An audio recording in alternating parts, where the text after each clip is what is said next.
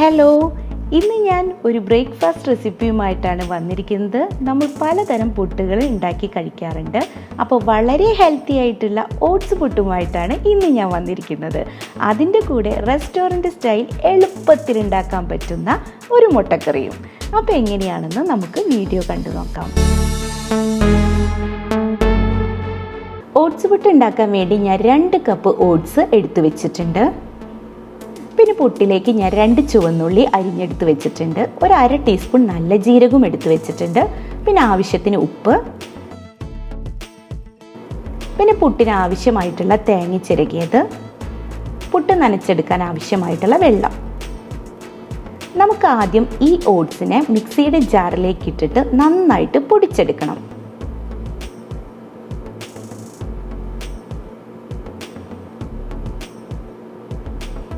കണ്ടോ, ഇതുപോലെ പൊടിച്ചെടുത്തിട്ട് വരണം. ഇനി ഞാനിതൊരു പാത്രത്തിലേക്ക് മാറ്റുകയാണ്. ഇനി ഇതിലേക്ക് ആവശ്യത്തിന് ഉപ്പ് ചേർത്ത് കൊടുക്കുകയാണ്. എന്നിട്ട് നല്ലതുപോലെ ഒന്ന് ഇളക്കിയെടുക്കുക. ഇനി നമ്മൾ പുട്ട് നനച്ചെടുക്കുകയാണ്. കുറേശ്ശെ വെള്ളം ചേർത്തിട്ടാണ് നനച്ചെടുക്കുന്നത്. ഞാനിതിലേക്ക് കുറേശ്ശെ വെള്ളം ചേർത്തിട്ട് പുട്ടിനുള്ള മാവ് നനച്ചെടുക്കുകയാണ്. നമ്മൾ അരിപ്പുട്ടൊക്കെ ഉണ്ടാക്കുമ്പോൾ നനച്ചെടുക്കുന്നത് പോലെ നമുക്ക് ഈ പൊടി കൊണ്ട് നനച്ചെടുക്കാൻ പറ്റില്ല. ഇത് നമ്മുടെ കയ്യിലൊക്കെ നന്നായിട്ട് ഒട്ടിപ്പിടിക്കും. എന്നാലും നമ്മൾ വെള്ളം ചേർത്ത് കൊടുക്കുന്നത് കുറേശ്ശെ തന്നെ ഒഴിച്ചു കൊടുക്കണം. നമുക്കിത് ഒരു ചപ്പാത്തി മാവിൻ്റെ പരുവം ആക്കിയെടുക്കണം.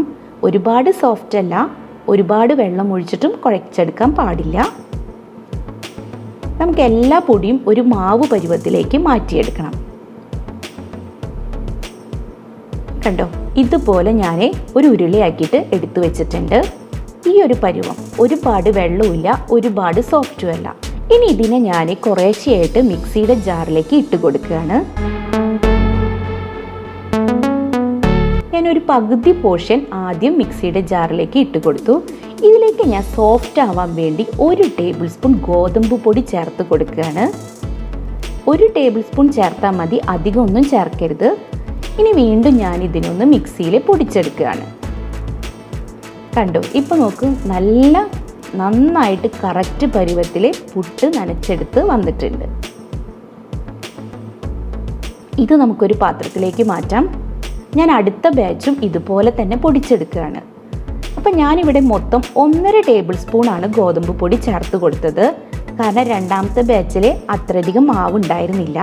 കണ്ടോ, ഇപ്പോൾ നോക്കൂ, കറക്റ്റ് പുട്ടിൻ്റെ പൊടിയുടെ പരുവം തന്നെ ആയി കിട്ടിയിട്ടുണ്ട്. ഇനി നമുക്കിതിലേക്ക് 1/2 ടീസ്പൂൺ നല്ല ജീരകം ചേർത്ത് കൊടുക്കുകയാണ്. പിന്നെ ഒരു 2 ചുവന്നുള്ളി അരിഞ്ഞതും കൂടി ഇട്ട് കൊടുക്കുന്നുണ്ട്. പിന്നെ ഞാൻ കുറച്ച് തേങ്ങ ചിരകിയത് ചേർത്ത് കൊടുക്കുകയാണ്. തേങ്ങയൊക്കെ ഓരോരുത്തരുടെ ഇഷ്ടത്തിന് കൂട്ടും കുറയ്ക്കുകയൊക്കെ ചെയ്യാം. എന്നിട്ട് നല്ലതുപോലെ ഒന്ന് മിക്സാക്കി എടുക്കുക.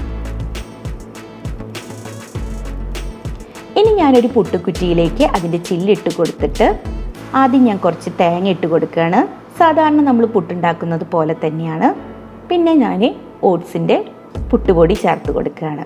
സാധാരണ പുട്ടുണ്ടാക്കുന്നത് പോലെ തന്നെ നിങ്ങളുടെ ഇഷ്ടത്തിന് 2 ലെയറായിട്ടോ 3 ലെയറായിട്ടോ ഒക്കെ ഉണ്ടാക്കിയെടുക്കാം.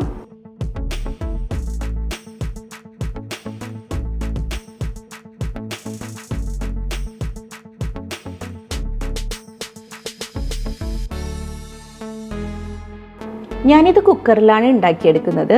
ഇനി പുട്ടിന് നല്ല ആവി വരുന്നത് വരെ നമുക്ക് വെയിറ്റ് ചെയ്യാം. നമ്മുടെ പുട്ടിന് ആവി നന്നായിട്ട് വന്നിട്ടുണ്ട്. നമുക്കൊന്ന് എടുത്തു നോക്കാം.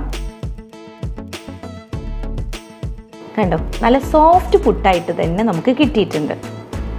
വളരെ എളുപ്പത്തിൽ ഉണ്ടാക്കിയെടുക്കാം. വലിയ ബുദ്ധിമുട്ടൊന്നുമില്ല. ഒന്ന് ട്രൈ ചെയ്ത് നോക്കണം. ഇനി ഞാൻ എളുപ്പത്തിൽ ഉണ്ടാക്കാൻ പറ്റുന്ന റെസ്റ്റോറൻറ്റ് സ്റ്റൈൽ ഒരു മുട്ടക്കറിയും കൂടി ഇതിൻ്റെ കൂടെ കാണിക്കുന്നുണ്ട്. അതിനുവേണ്ടി 5 കോഴിമുട്ട പുഴുങ്ങിയെടുത്തിട്ടുണ്ട്. മസാലയ്ക്ക് വേണ്ടി ഞാൻ 2 ബേ ലീഫ്, 3 ഏലക്ക, 3 ഗ്രാമ്പൂ, 1 കറുത്ത ഏലക്ക, 1 കഷ്ണം പട്ട എടുത്തു വെച്ചിട്ടുണ്ട്.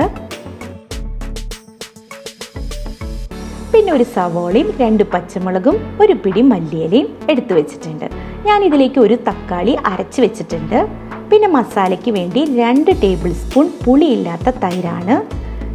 പിന്നെ 1 ടീസ്പൂൺ ഇഞ്ചി വെളുത്തുള്ളി പേസ്റ്റ്, 1/4 ടീസ്പൂൺ മഞ്ഞൾപ്പൊടി, 1 ടീസ്പൂൺ മുളക് പൊടി, 1/2 ടീസ്പൂൺ മല്ലിപ്പൊടി, 1/2 ടീസ്പൂൺ ഗരം മസാലപ്പൊടി, 1/2 ടീസ്പൂൺ നല്ല ജീരകത്തിൻ്റെ പൊടി. ഇനി ഞാൻ പുഴുങ്ങി വെച്ചിരിക്കുന്ന മുട്ട ഒന്നെങ്കിൽ നിങ്ങൾക്ക് വരഞ്ഞെടുക്കാം, ഇല്ലെങ്കിൽ ഇതുപോലെ ഫോർക്ക് കൊണ്ട് കുത്തി കൊടുക്കാം. അതിലേക്ക് ഞാൻ ഒരു 1/2 ടീസ്പൂൺ മുളക് പൊടിയും 1/4 ടീസ്പൂൺ മഞ്ഞൾപ്പൊടിയും കുറച്ച് ഉപ്പും ചേർത്തിട്ട് നന്നായിട്ട് മുട്ടയെ പുരട്ടിയെടുക്കുന്നുണ്ട്.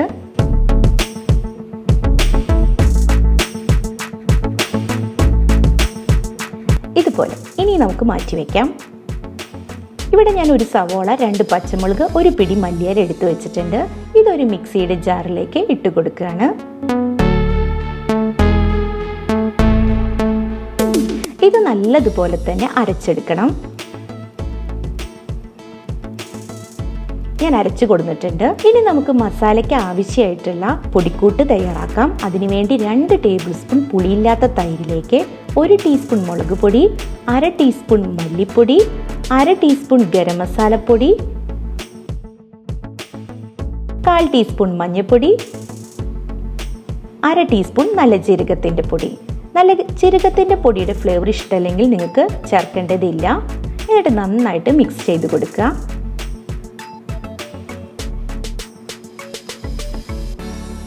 ഞാനൊരു 2 ടേബിൾ സ്പൂൺ വെള്ളവും കൂടി ചേർത്തിട്ട് നന്നായി മിക്സ് ചെയ്തെടുക്കുന്നുണ്ട്.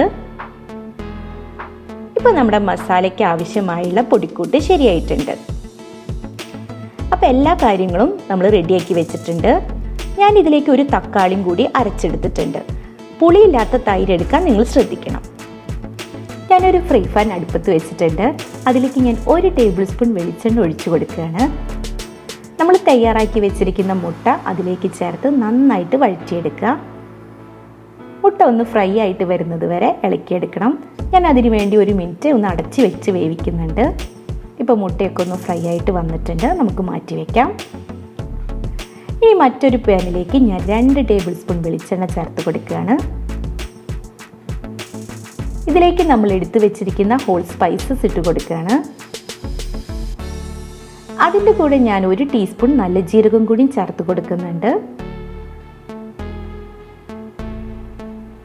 സ്പൈസസ് ഒന്ന് വഴന്നു വന്നു കഴിഞ്ഞാൽ ഞാൻ സവോള, പച്ചമുളക്, മല്ലിയിലയും കൂട്ടി അരച്ചെടുത്ത പേസ്റ്റ് ചേർത്ത് കൊടുക്കുകയാണ്. ഇതിലുള്ള സവാളയുടെ പച്ചമണം മാറുന്നത് വരെ നമുക്ക് ഇളക്കി കൊടുക്കണം.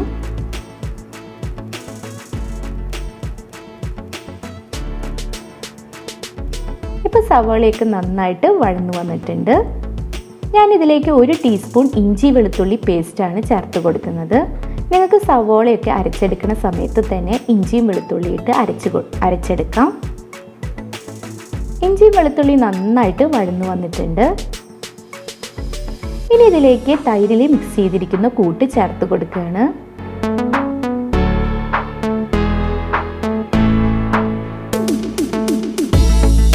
ചേർത്ത് കൊടുത്ത പൊടികളുടെ പച്ചമണം മാറുന്നത് വരെ നമുക്ക് ഇളക്കിയെടുക്കാം.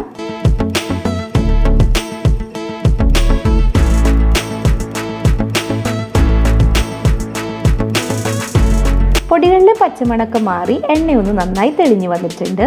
ഇതിലേക്ക് ഞാൻ 1 തക്കാളി അരച്ചെടുത്തത് ചേർത്ത് കൊടുക്കുകയാണ്. നിങ്ങൾ ചേർത്ത് കൊടുക്കുന്ന തൈരിന് നല്ല പുളിയുണ്ടെങ്കിൽ തക്കാളി നിങ്ങൾക്ക് ചേർക്കണമെന്നില്ല. അപ്പോൾ തൈരിൻ്റെ പുളിക്കനുസരിച്ച് നിങ്ങൾ തക്കാളി ചേർത്ത് കൊടുത്താൽ മതി. ഈ മസാലയ്ക്ക് വേണ്ടിയിട്ടുള്ള ഉപ്പ് ഞാൻ ഇട്ട് കൊടുക്കുന്നുണ്ട്. എന്നിട്ട് നല്ലതുപോലെ ഒന്ന് മിക്സ് ചെയ്യാം. ഞാൻ 1 മിനിറ്റ് ഇത് അടച്ച് വെച്ച് വേവിക്കുന്നുണ്ട്.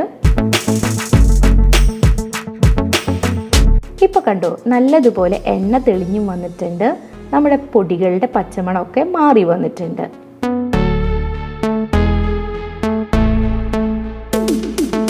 ഇനി ഞാൻ ഇതിലേക്ക് 1 കപ്പ് വെള്ളം ചേർത്ത് കൊടുക്കുകയാണ്. ഗ്രേവിക്ക് ആവശ്യമായിട്ടുള്ള വെള്ളമാണ് ഞാൻ ചേർത്ത് കൊടുക്കുന്നത്. നിങ്ങൾക്ക് ഗ്രേവി കൂടുതൽ വേണമെങ്കിൽ കൂടുതൽ വെള്ളം ചേർക്കാം. നല്ലതുപോലെ ഒന്ന് ഇളക്കിയെടുക്കാം. ഇനി ഇതൊരു നല്ല തിള വന്നു കഴിഞ്ഞാൽ നമ്മൾ തയ്യാറാക്കി വെച്ചിരിക്കുന്ന കോഴിമുട്ട ഇട്ട് കൊടുക്കുകയാണ്. ഒന്ന് നന്നായിട്ട് മിക്സ് ചെയ്തതിന് ശേഷം ഒരു 2 മിനിറ്റ് നമ്മൾ അടച്ച് വെച്ച് വേവിച്ചു. ഇപ്പോൾ കറിയെല്ലാം നന്നായിട്ട് കുറുകി എണ്ണയൊക്കെ തെളിഞ്ഞു വന്നിട്ടുണ്ട്. ഇനി നമുക്ക് കുറച്ച് മല്ലിയിലയും കൂടി ഇട്ട് കൊടുക്കാം.